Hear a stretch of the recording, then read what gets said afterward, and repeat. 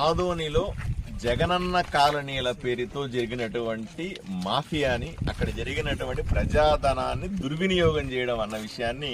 పరిశీలించడానికి ఎమ్మెల్యేగా అధికారులతో కలిసి ఇక్కడ నేను విజిట్ చేస్తా ఉన్నాను. నాణ్యత లేనటువంటి ఇళ్ళు, అలాగే సరిగా కట్టకుండా ప్రజల్ని మోసం చేసినటువంటి ఇళ్ళు, భూమి కొనుగోలులో అవకతవకలు చేసి దాంట్లో అక్రమాలు చేయడం, దానితో పాటుగా మూడో ఆప్షన్ 3 అంటారు, లబ్ధిదారులే నేరుగా కట్టకుండా మూడో కాంట్రాక్టర్కి ఇచ్చి సుమారుగా 4700 ఇళ్ళు కట్టే ప్రయత్నం చేయడం. ఈ రకంగా 170 ఎకరాలు సమీకరించడంలో చేసినటువంటి అవినీతి, ఇళ్ళు కట్టడంలో ఒక కాంట్రాక్టర్కి అప్పజెప్పి లబ్ధిదారులకు పడే డబ్బులన్నింటినీ నేరుగా కాంట్రాక్టర్ దగ్గరికి వెళ్ళిపోయే విధంగా ఏర్పాటు చేసినటువంటి